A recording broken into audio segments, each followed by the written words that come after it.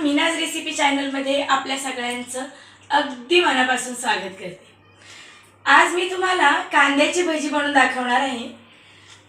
घरच्या घरी अगदी ठेल्यावर म्हणजे हातगाडीवर मिळतात तसे कुरकुरीत असे कांद्याची भजी बनवणार आहे मी। त्यासाठी लागणारे साहित्य आपण एकदा पाहून घेऊया। त्याच्या भज्यासाठी मी बेसन पीठ घेतलं आहे 1 वाटी। घरीच दळलेलं बेसन पीठ आहे हे। 5-6 कांदे मी असे लांब लांब उभे असे चिरून घेतले आहेत। 5-6 कांदे, थोडीशी कोथिंबीर चिरून घेतली आहे। चवीसाठी मीठ घेतलंय, थोडीशी हळद, धने पावडर घेतली आहे।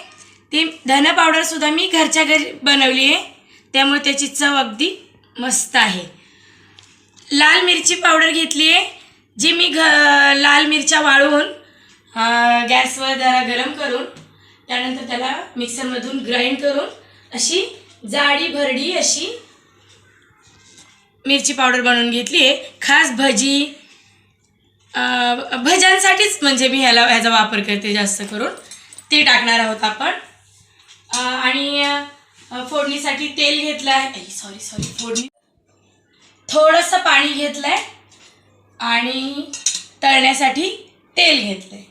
चला मग आपण कुरकुरीत असे कांदा भजी बनवून पाहूया। आपण 1 चमचा धना पावडर घालून घेऊया। चवीसाठी थोडंसं मीठ घालूया, थोडीशी हळद घालून घेऊया, जास्त नाही पण थोडंसं जसं आपल्याला आवडेल असं। थोडी बनवलेली मिरची पावडर घालून घेऊया। आता जो कांदा आपण उभा उभा चिरलाय तो 2 हाताने असा दाबून त्याला सुट्टा करून घेऊया आणि त्याच्यामध्ये आपण घालूया। ह्याच्यामध्ये आपल्याला जास्त पाणी घालायचंच नाही, अगदी 2-3 चमचे पाणी घालायचं आपल्याला त्याच्यामध्ये। हे फक्त या कांद्याच्या पाण्यावर आपल्याला ही भजी बनवायची, त्यामुळे भजी अगदी कुरकुरीत बनतात। आणि किती वेळ झालं तळून ठेवले तरी ते असे नरम होत नाहीत, असे कडक कुरकुरीत राहतात।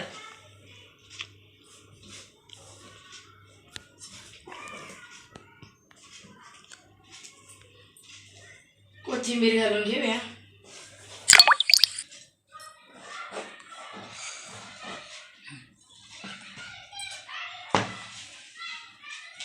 आता आपण हे सगळं अगदी पीठ मळल्यासारखं मळून घेऊया। जसं जसं आपण हे मळू तसं कांद्यामधलं पाणी बेसन पिठामध्ये मिक्स होतं आणि मग ते चिकट व्हायला सुरुवात होते। खूपच सुकं वाटत असेल तर 1 चमचाभर पाणी त्याच्यामध्ये घालून घ्यायचं। हे बघा कसं सगळ्या कांद्याच्या कापांना बेसन पीठ कसं चिटकले। आता आपण ह्याच्यामध्ये थोडंसं पाणी घालून घेऊया।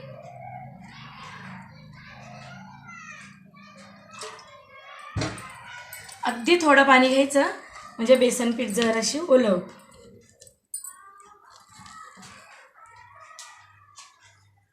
एक 5 मिनिटं ह्याला असं मिक्स करून घेऊया, म्हणजे कांद्याचं सगळं पाणी बेसन पिठामध्ये उतरेल आणि आपली भजी बनतील।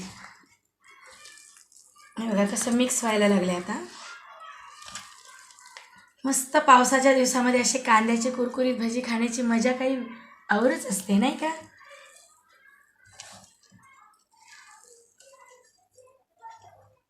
मी नेहमी असले भजी बनवते, अगदी झटपट बनतात, जास्त वेळ वाट पाहावी लागत नाही। झटपट अगदी हातगाडीवर जशी भजी मिळतात।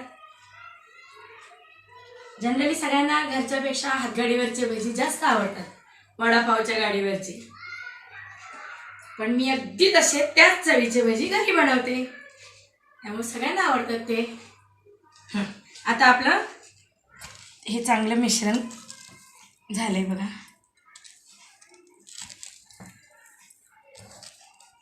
मिक्स झाले. आता एक 5 मिनिटं ते तसंच ठेवून देऊया आपण.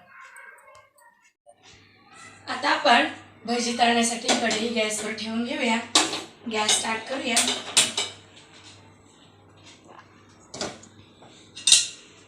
आणि त्याच्यामध्ये तेल घालून घेऊया.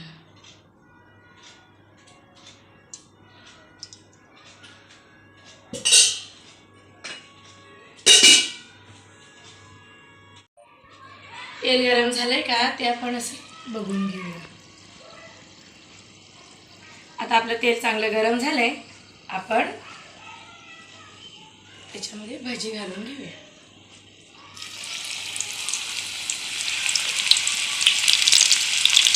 जास्त मोठे पण नाही करायचे, तर मग आतून कच्चे राहतात ते.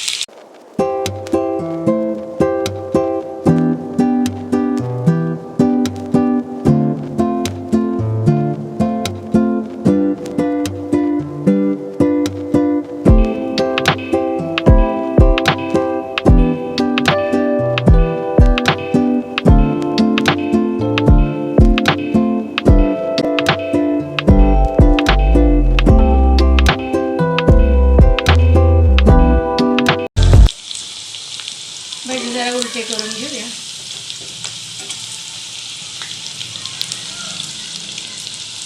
आणि हे भजी स्लो गॅसवर नाही, मीडियम गॅसवर फ्राय करायची, म्हणजे चांगले कुरकुरीत बनतात. पीठ मळताना पाण्याचा वापर जास्त करायचाच नाही.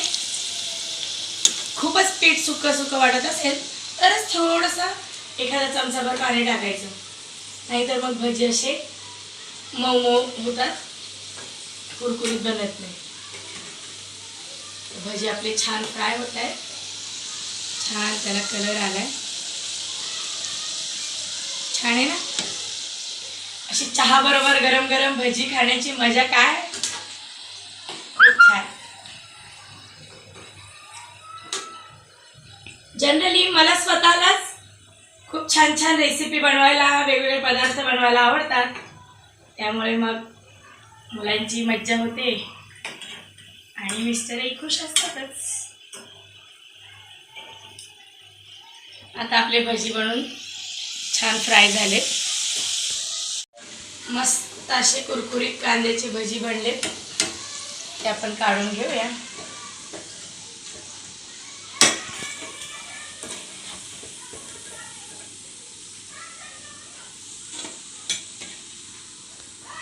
आणि असेच अजून परत थोडे भजी बनवून घेऊया.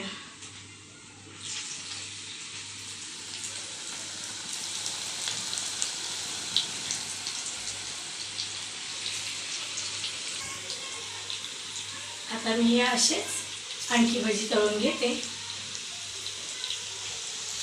मस्त कॉफी बरोबर ते मी आता मुलांना खायला देणार आहे.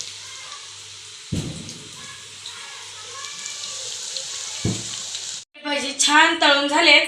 त्या गरम तेलामध्ये मी थोडीशी मिरची तळून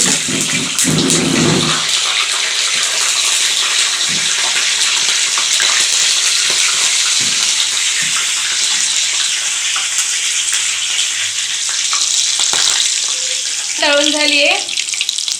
आपण काढून घेऊया. कांद्याच्या भज्यांबरोबर किंवा वडापाव बरोबर मिरची तळलेली खूप छान लागते. तेल गरम असेल तेव्हा त्याच्यामधून ती तळून घ्यायची. काळजी घ्यायची तळताना, अंगावर मिरचीच्या बिया उडतात.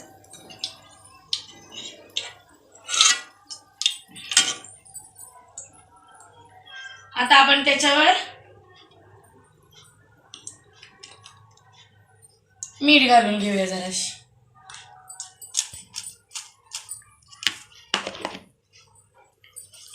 आता आपले गरमागरम कांद्याचे भजी बनवून तयार झाले आहेत.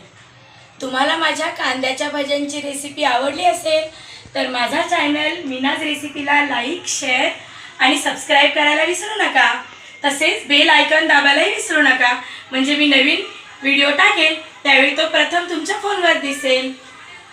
तुम्ही असेच कांद्याची भजी, खेकडा भजी पण म्हणतात ह्याला, करून पहा, खा, घरच्यांना खायला द्या, स्वतः खा आणि मस्त ह्याचा आस्वाद घ्या.